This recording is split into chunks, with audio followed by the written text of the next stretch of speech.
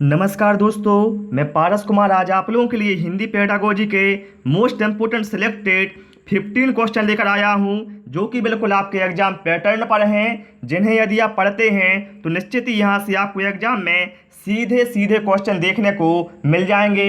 इसलिए आप सभी लोग इस वीडियो को कंप्लीट जरूर देखें और आप कितना स्कोर करते हैं वो भी हमें कमेंट बॉक्स में जरूर बताएं। तो चलिए स्टार्ट करते हैं। प्रश्न क्रमांक 1 से कहा गया है, सस्वर वाचन का मुख्य उद्देश्य क्या है। बहुत ही गजब का क्वेश्चन है। सभी छात्र इसका आंसर जल्दी से लिखेंगे। इसका आंसर क्या होगा? देखिए, सस्वर वाचन सभी जानते हैं। सस्वर वाचन तो क्या होता है बताने की आवश्यकता नहीं है। तो सस्वर वाचन का जो मुख्य उद्देश्य होता है वो होता है कि बच्चों को शब्दों का सही ज्ञान हो और साथ साथ जो उच्चारण संबंधी अशुद्धियां हैं बच्चों में उनका भी निराकरण हो, और बच्चों की बोलने की शैली है या बच्चों की जो पढ़ने संबंधी झिझक है वो भी समाप्त हो जाए। तो इसलिए यहाँ पर राइट आंसर हमारा होगा ऑप्शन बी कि बच्चों की पढ़ने संबंधी झिझक को समाप्त करना। ये अपने यहाँ पर राइट आंसर हो जाएगा। चलिए प्रश्न क्रमांक 2 पर आते हैं। हर भाई हर बहन का स्वागत है जो हमारे इस वीडियो को देख रहे हैं। चलिए, हिंदी भाषा शिक्षक को यह स्वीकार करना चाहिए कि, चलिए बहुत ही उम्दा क्वेश्चन है, बिल्कुल रियल पेडागोजी का एक क्वेश्चन है। बताएं आप लोग यहाँ पर राइट आंसर क्या होगा। तो देखिए, हिंदी भाषा शिक्षक को यह स्वीकार करना चाहिए कि जो गलतियां हैं वो सीखने सिखाने की प्रक्रिया का एक अभिन्न हिस्सा होती हैं, क्योंकि जो बच्चा होता है वो गलतियों के द्वारा ही सीखता है। ठीक है, इसलिए गलतियों की महत्वपूर्ण भूमिका होती है बच्चे के सीखने सिखाने में। तो इसलिए यहाँ पर राइट आंसर हमारा हो जाएगा ऑप्शन ए। ठीक है, चलिए इसी बात पर आप सभी लोग वीडियो को लाइक कर दें और चैनल को सब्सक्राइब कर लें भाई, यदि आपको हमारे वीडियो देखना है तो। चलिए, भाषा की पढ़ाई भाषा की पाठ्य पुस्तक से ही संभव है, समूची पाठ्यचर्या में व्याप्त है, समूची पाठ्यचर्या को केवल एक हिस्सा है, या फिर बेहद जटिल और संवेदनशील है। सभी छात्र इसका आंसर जल्दी से हमें कमेंट करेंगे कि इसका आंसर क्या होगा। तो देखिए, यहाँ पर राइट आंसर हमारा होगा समूची पाठ्यचर्या में व्याप्त है, क्योंकि संपूर्ण पाठ्यचर्या में भाषा का प्रयोग होता है। तो इसलिए यहाँ पर राइट आंसर हमारा होगा ऑप्शन बी। ठीक है, चलिए प्रश्न क्रमांक 4 पर आते हैं। कहानी सुनते समय बच्चे कहानी के लंबे लंबे वाक्यों से घबराते नहीं हैं, बशर्ते वाक्य सार्थक तथा मज़ेदार हो, जोर जोर से बोले गए हों, पहले से सुने हुए हों, या फिर सीधे व सरल हो। बताएं आप लोग यहाँ पर राइट आंसर क्या होगा। तो देखिए, बच्चे कहानी के लंबे लंबे वाक्यों से नहीं घबराते हैं, लेकिन एक शर्त है, जो वो वाक्य हैं वो सार्थक हों और साथ साथ वो वाक्य मज़ेदार भी होने चाहिए, क्योंकि बच्चों को कहानी में एक विशेष रुचि होती है। तो चलिए यहाँ पर राइट आंसर हमारा क्या होगा, ऑप्शन ए हो जाएगा। ठीक है, चलिए प्रश्न क्रमांक 5 पर आते हैं। बिल्कुल मज़ेदार क्वेश्चन आ गया है, हमेशा ये क्वेश्चन ट्रेंड में रहता है, सभी छात्र इसका आंसर जल्दी से देंगे। प्राथमिक स्तर पर भाषा शिक्षण में बाल साहित्य का प्रयोग किए जाने के पक्ष में सर्वाधिक ठोस तर्क क्या है। बताएं यहाँ पर राइट आंसर क्या होगा। देखिए, यहाँ बात हुई है बाल साहित्य का प्रयोग किए जाने के संबंध में सबसे ठोस तर्क क्या होगा। तो देखिए, बाल साहित्य का प्रयोग इससे क्या होता है, बच्चों के भाषा अनुभवों को विस्तृत करता है, या क्या है, उनको मतलब विस्तृत रूप से उनका विस्तार करता है भाषा अनुभवों का। ठीक है, यहाँ पर कहा गया है इनका प्रयोग बच्चों के भाषा अनुभवों को विस्तृत करता है। तो बिल्कुल यहाँ पर राइट आंसर हो जाएगा बाल साहित्य के प्रयोग किए जाने के संबंध में। चलिए प्रश्न क्रमांक 6, सभी इसका आंसर देंगे। बहुभाषिक कक्षा के संदर्भ में आप इनमें से किस गतिविधि को सबसे उचित समझते हैं। प्रश्न पर गौर करना। बात हुई है बहुभाषिक कक्षाओं में, मतलब जहां पर बहुत सारी भाषा के बच्चे हों।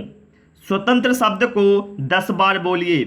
सूर्य अस्त हो गया है वाक्य को 10 बार लिखिए। हिंदी पाठों में आए चिड़िया, पुस्तक, कुआ को अपनी भाषा में क्या कहते हैं बताइए, या फिर भट्ट खत शब्दों के हिंदी रूप कंठस्थ कीजिए।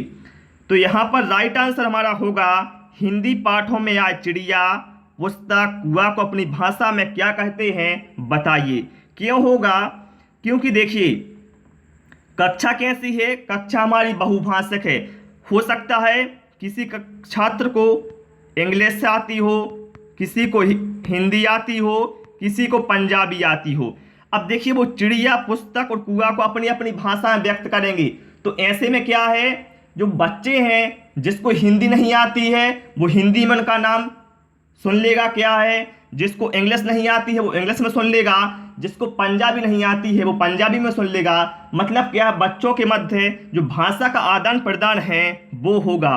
तो इसलिए यहाँ पर राइट आंसर हमारा होगा ऑप्शन सी। चलिए प्रश्न क्रमांक 7 पर आते हैं। भाषा सीखने सिखाने की प्रक्रिया में अर्थ गढ़ने का आधार मुख्यतः क्या होता है? क्या है? सीखने सिखाने की प्रक्रिया में जो अर्थ गढ़ने का आधार है वो क्या है? पाठ्य पुस्तक है, समाज सांस्कृतिक परिवेश है, या शिक्षक द्वारा अर्थ बताना है, या फिर शब्दकोश देखना। तो देखिए भाषा सीखने सिखाने की प्रक्रिया में अर्थ गढ़ने का जो आधार है वो मुख्यतः होता है समाज सांस्कृतिक परिवेश होता है। ऑप्शन बी यहाँ पर राइट आंसर हो जाएगा, क्योंकि इस परिवेश में बालक अपने कार्यों से तो सीखता ही है और साथ साथ बच्चा दूसरों के अनुभवों से भी सीखता है। तो इसलिए यहाँ पर राइट आंसर हमारा होगा ऑप्शन बी। किसी को भी कोई डाउट है किसी भी क्वेश्चन को लेकर कमेंट अवश्य करना साथियों। चलिए प्रश्न क्रमांक 8, बच्चों के भाषाई विकास में समाज की महत्वपूर्ण भूमिका होती है, ये जो विचार है वो किसका है? चलिए बहुत ही मजेदार क्वेश्चन है, आपकी स्क्रीन पर सभी लोग इसका आंसर देंगे। पियाजे, स्किनर, चामस्की या फिर वाइगोत्स्की। तो ये जो विचार है वो है हमारे वाइगोत्स्की जी का, कि बच्चों के भाषाई विकास में समाज की महत्वपूर्ण भूमिका होती है। चलिए प्रश्न क्रमांक 9 पर आ जाते हैं। विद्यार्थियों का भाषाई विकास समग्रता से हो सके इसके लिए सबसे उपयुक्त अनुशंसा क्या होगी? शब्दकोश एवं विश्वकोश के प्रयोग की, भाषा प्रयोग के विविध अवसरों की, सतत एवं व्यापक आकलन की, या फिर सर्वोत्कृष्ट पाठ्य पुस्तकों की। तो देखिए यहाँ बात हुई है विद्यार्थियों का भाषाई विकास समग्रता से हो सके। तो इसके लिए क्या है, जो बालक हैं उन्हें भाषा प्रयोग के विविध अवसर मिलने चाहिए, जिससे क्या है अभ्यास होता है। ठीक है, तो इसलिए यहाँ पर राइट आंसर हमारा हो जाएगा ऑप्शन बी। चलिए प्रश्न क्रमांक 10 पर आते हैं, और आप सभी लोग भी सारे क्वेश्चनों के आंसर कमेंट करते जाएं। ठीक है, चलिए भाषा सीखने का उद्देश्य क्या होता है? देखिए हम जो भी कार्य करते हैं हर कार्य का कुछ ना कुछ उद्देश्य होता है। तो बताएं आप लोग भाषा सीखने का जो उद्देश्य है वो होता आखिर क्या है? तो भाषा सीखने का जो उद्देश्य होता है वो होता प्रत्येक स्थिति में भाषा का प्रयोग कर पाना। क्या होता है? प्रत्येक स्थिति में भाषा का प्रयोग कर पाना। ऑप्शन ए यहाँ पर हमारा राइट आंसर हो जाएगा। चलिए प्रश्न क्रमांक 11 पर आते हैं। बहुत ही मजेदार क्वेश्चन आ गया है। यदि तुम्हें डलिया भर आम दे दिए जाएं तो तुम क्या करोगी? इस प्रश्न का उद्देश्य क्या है? शिक्षक यदि अपने विद्यार्थी से कहता है कि यदि तुम्हें डलिया भरे आम दे दिए जाएं तो तुम क्या करोगी, तो इस प्रश्न के पीछे उद्देश्य आखिर क्या है? देखिए इस प्रश्न का जो उद्देश्य वास्तव में वो है कि आखिर जो छात्र है वो कहां तक सोच सकता है और उसका अनुभव क्या है। ठीक है, तो यहां पर राइट आंसर हमारा होगा ऑप्शन ए, बच्चे के अनुभव और चिंतन को स्थान देना। चलिए प्रश्न क्रमांक 12 पर आ जाते हैं। प्राथमिक स्तर पर बच्चों की घर की भाषा को अपनी कक्षा में स्थान देना जरूरी है, क्योंकि घर की भाषा सरल होती है बच्चे ने अभी पूर्णतः नहीं सीखी है, बच्चे की भाषाई पूंजी है या फिर मानक स्वरूप के लिए होती है।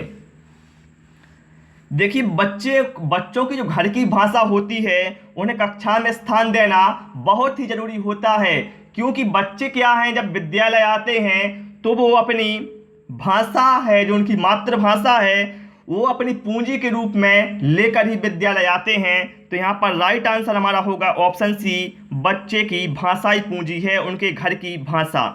चलिए प्रश्न क्रमांक 13 पर आते हैं। बहुत ही उम्दा क्वेश्चन है। कक्षा 1 और 2 के बच्चों के लिए आप किस तरह की कहानी का चयन करेंगे जो बहुत छोटी हो, जिसमें बहुत सारे पात्र हों, जिसमें 2 ही पात्र हों, या फिर जिसके शब्दों, वाक्यों और घटनाओं के वर्णन की शैली चित्रात्मक हो। बताएं आप लोग यहाँ पर राइट आंसर क्या होगा। तो देखिए यदि आप शिक्षक हैं तो आप शिक्षक होने के नाते कक्षा 1 और 2 के बच्चों के लिए ऐसे कहानी का चयन करेंगे जो पहली बात तो क्या है, चित्रात्मक हो, और जो वाक्य हैं वो सरल भी होने चाहिए साथ साथ। ठीक है, तो ऑप्शन ए डी में कहा गया है जिसके शब्दों, वाक्यों और घटनाओं के वर्णन की शैली चित्रात्मक है। ठीक है, चलिए प्रश्न क्रमांक 14 पर आते हैं। प्राथमिक कक्षाओं में रोल प्ले जिसे कहा जाता है भूमिका निर्वाह का उद्देश्य क्या होना चाहिए। बच्चों को अभिनय सिखाना, एक पद्धति के रूप में इसका उपयोग करना, विभिन्न संदर्भों में भाषा प्रयोग के अवसर प्रदान करना, या फिर बच्चों को अनुशासित करना। बताएं आप लोग यहाँ पर राइट आंसर क्या होगा। तो देखिए भूमिका निर्वाह का जो उद्देश्य है वो होना चाहिए, क्योंकि जो भूमिका निर्वाह है यह विभिन्न संदर्भों में भाषा प्रयोग के विभिन्न अवसर प्रदान करता है। तो इसलिए यहाँ पर राइट आंसर हमारा होगा ऑप्शन सी। चलिए प्रश्न क्रमांक 15 पर आ जाते हैं, और आप सभी लोग कमेंट करना इसके बाद कि आपने 15 क्वेश्चन में से कितने क्वेश्चन सही किए हैं। चलिए, पाठ्य पुस्तक में दिए गए अभ्यास कैसे होने चाहिए। जो पाठ्य पुस्तक में अभ्यास दिए रहते हैं पाठ के अंत में, वो कैसे होने चाहिए, जिनके उत्तर निश्चित हों, जो अनुमान और कल्पना पर आधारित हों, जो बहुविकल्पीय हों, या फिर जो व्याकरण पर आधारित हों। देखिए यहाँ बात हुई है बच्चों की, भाई प्राथमिक स्तर की बात कर रहे हैं यहाँ पर, तो ऐसे अभ्यास में प्रश्न शामिल होने चाहिए जिनके उत्तर निश्चित हों। ठीक है, ऑप्शन ए यहाँ पर राइट आंसर हमारा हो जाएगा। तो इसमें साथियों हमने 15 क्वेश्चन पढ़ लिए हैं व्याख्या सहित। उम्मीद है आपको क्लास पसंद आई होगी। क्लास कैसी लगी हमारी कमेंट करके अवश्य बताएं। वीडियो पसंद आया हो वीडियो को लाइक करें, दोस्तों के साथ शेयर करें, और यदि आपने अभी तक हमारे चैनल को सब्सक्राइब नहीं किया है तो चैनल को सब्सक्राइब कर लें। Thanks for watching this video.